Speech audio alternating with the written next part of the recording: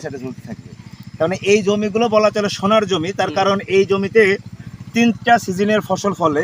3 season অর্থাৎ 12 মাসে যদি আমি ভাগ করে নিই 4 মাস করে, 3 এ 4 12, এক একটা সিজনের জন্য 4 মাসের মধ্যে এক একটা ফসল উঠে যায় এবং 3টা ফসল হয়। কখনো জমি কখনো অলস বসে থাকে না। তো আমরা সেই জমির একজন মালিককে পাইলাম, এখানে একজন কৃষক ভাইকে পাইলাম। আমরা তার সঙ্গে কথা বলে জানতে পারলাম যেখানে ধান, পাট এবং কলই জাতীয় ফসলটা হয়, এখানে পানির কোনো সমস্যা হয় কিনা? পানির সমস্যা এখন লেয়ার নিচে থাকে, পানি খুব কম ওঠে। পানি খুব কম ওঠে না? হ্যাঁ। এটার কোনো সমাধানের জন্য কোনো চেষ্টা আপনারা করতেছেন কিনা, বা সরকারিভাবে কোনো জায়গায় কোনো ইয়ে করছেন কিনা আপনারা? না না, সরকারি ভাবে আমাদের এলাকায় কোথাও নাই। এখানে যে সবচেয়ে ভালো হয় আমেরিকায় মোটর হলে, তার মানে এই স্যালো মেশিনে আগের মতো ক্যাপচার করে পারে না? না না, পারে না, তেল অতিরিক্ত হয়, পানি কম ওঠে। ধন্যবাদ, না। অনেক গুরুত্বপূর্ণ সময় আমাদের জন্য ব্যয় করলেন, ভালো থাকবেন।